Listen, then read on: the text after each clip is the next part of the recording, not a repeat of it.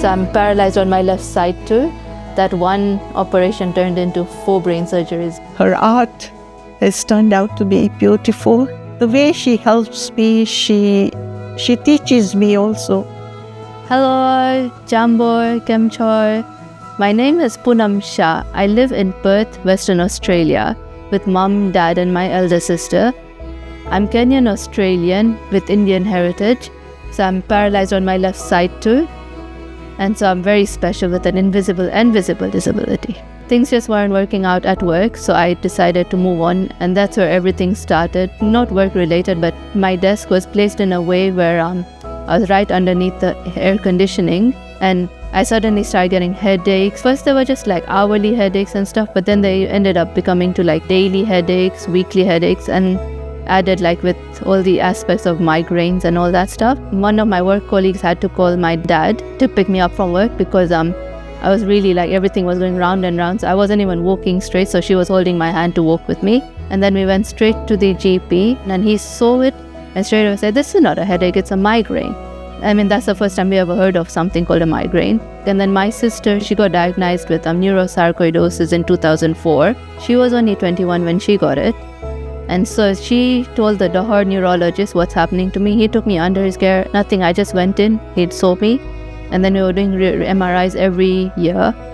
But every time we did an MRI, everything was clear because the disease is such that it comes and goes. And I feel that when I was having the migraines, it was there. But then when I go for an MRI, I'm like the calmest person ever. So they were not there. So they didn't pick it up until 2013 at the end. I was turning 13 in 2014. So we were planning this massive family European vacation. And that the day I was getting a promotion at work, so we were going to go in for a lunch. Just before lunch, I get a call from the neurologist.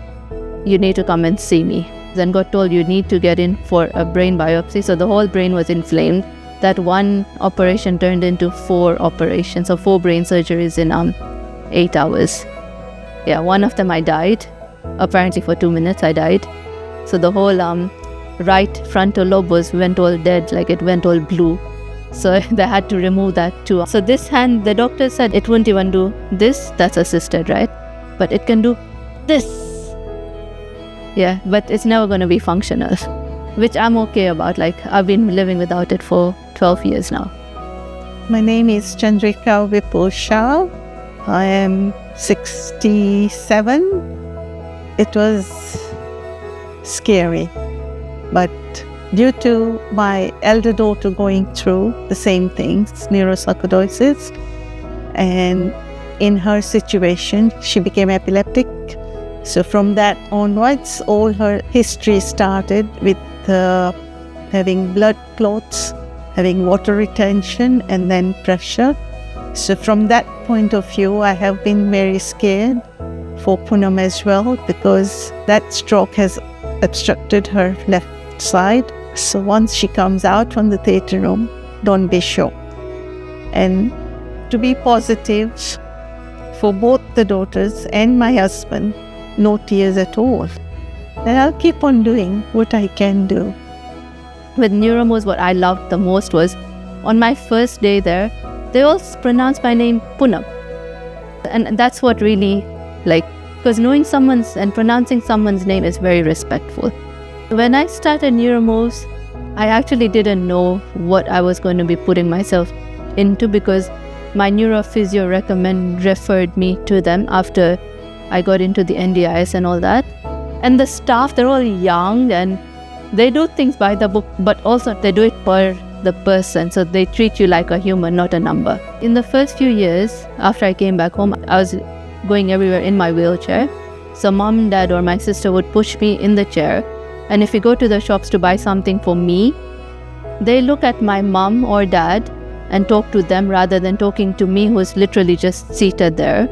It's not easy for people with disabilities, but I've recently joined pad canoeing and we've been paddling with this hand, and I'm seeing it like doing something, like does this movement. I'm showing on the right, but that's what it does on the left.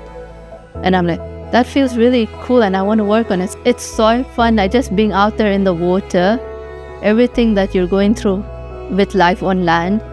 Once you're on the water, it disappears. There's something about water and the ripples, and there's a sound, there's peace. My proudest moment is that Poonam is walking. She's able to use her right hand to do many things.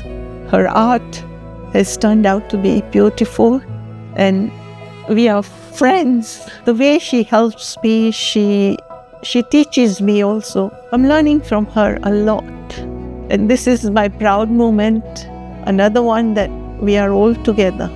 Now I've started mentioning that Poonam is fine. She's driving to her exercise and to get work or to do a little bit of shopping, and makes me feel above, like my feet are high. It's good. It's a good feel. It is, the feeling is great, I must say. It does. Though the tears come out at that time, though are happy tears.